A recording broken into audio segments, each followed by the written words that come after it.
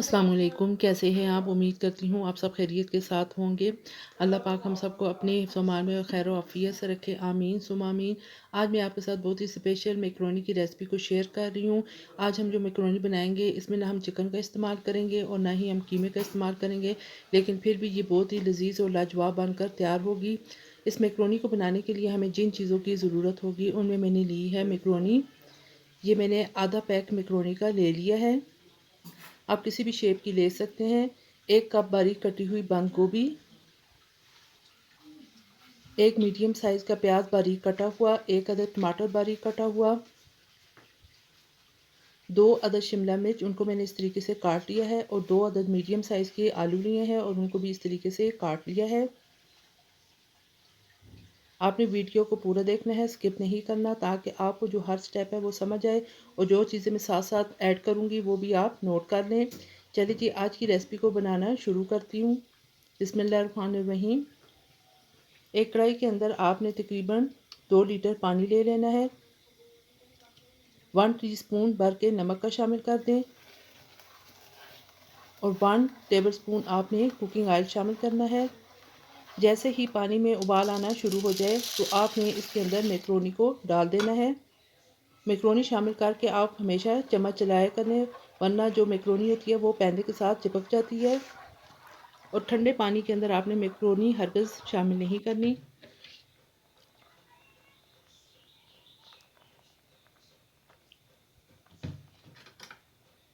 ये देखिए macaroni boil होना शुरू हो चुकी है। तकरीबन 10 से 15 मिनट के अंदर मैकरोनी अच्छी तरीके से गल जाएगी। जब मैकरोनी गल जाए तो आप इसे छलनी में निकाल लें, इसका पानी निकाल दें। अब एक दूसरी कढ़ाई ले लें।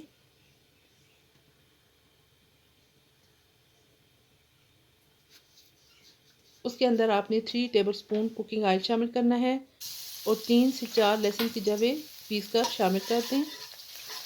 फ्लेम को आपने मीडियम ही रखना है।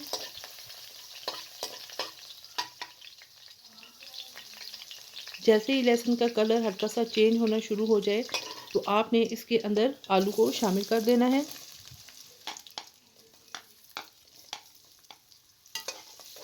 आलू शामिल करके आपने 2 से 3 मिनट तक अच्छे तरीके से इनको फ्राई कर लेना है।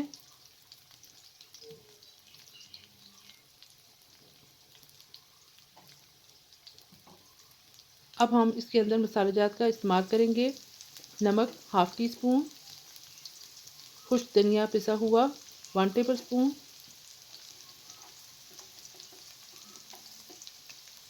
दड़ा मिर्च हाफ़ टी स्पून, सुरख मिर्च पाउडर 1/4 टी स्पून, पिसी हुई काली मिर्च हाफ़ टी स्पून और chicken powder half tea spoon शामिल करके तमाम चीज़ें अच्छी तरीके से आपने मिक्स कर लेनी है। अगर आपके पास चिकन पाउडर नहीं है तो आप चिकन क्यूब भी शामिल कर सकते हैं। अब आपने हाफ़ कप पानी का शामिल कर देना है और इसे कवर कर देना है ताकि आलू गल जाएं। ये देखिए जी, मैकरोनी हमारी अब अच्छे तरीके से पक चुकी है। अब आप फ्लेम को ऑफ़ कर दें और इसे छलनी में निकाल लें ताकि इसका पानी निकल जाए।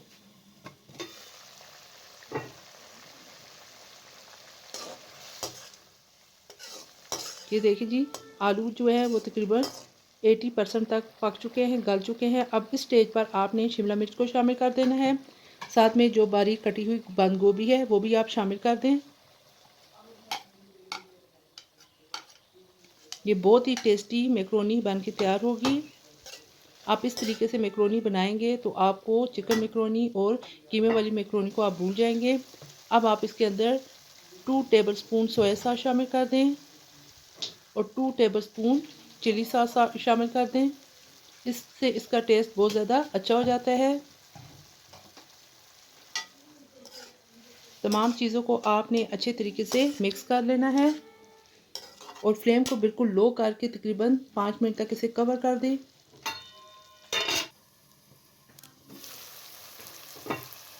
ये देखिए जी, तकरीबन 5 मिनट गुजर चुके हैं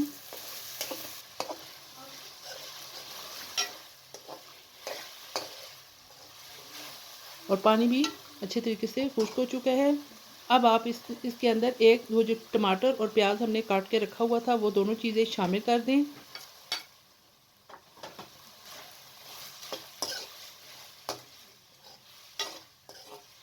तमाम चीज़ों को अच्छे तरीके से मिक्स कर दें। अब आप इस स्टेज पर मैक्रोनी को शामिल कर दें। मैक्रोनी को जब आप छलनी में निकालें तो उसके ऊपर ठंडा पानी ज़रूर डाला करें। इस तरह मैक्रोनी आपस में चिपकती नहीं है। हल्के हाथ से तमाम चीज़ों को आपने अच्छे तरीके से मिक्स करना है।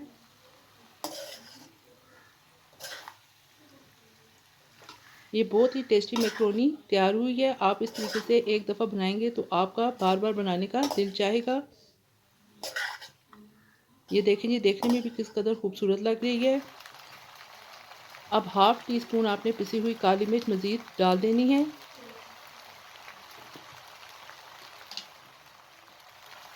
फोर से 5 टेबल स्पून आपने इस तरीके से केचप डाल देना है। फ्लेम को अब आप ऑफ कर दें।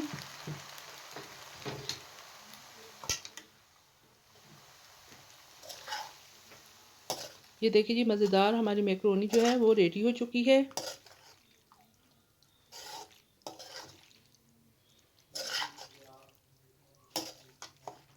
इस तरीके से तमाम चीज़ों को आप मिक्स कर दें। मैं अब आपको डिश आउट करके दिखाती हूँ। ये आप देख सकते हैं हमारी मज़ेदार मैक्रोनी रेडी हो चुकी है। आप इस तरीके से एक दफ़ा ज़रूर मैक्रोनी बनाइएगा और मुझे कमेंट बॉक्स में अपनी राय से आगाह कीजिएगा कि आपको मेरी ये रेसिपी कैसी लगी है। अगर आपको मेरी ये रेसिपी पसंद आए तो लाइक कर दीजिएगा, साथ में मेरे चैनल को सब्सक्राइब और शेयर भी कर दें। ये आपकी तरफ से बहुत बड़ी सपोर्ट है।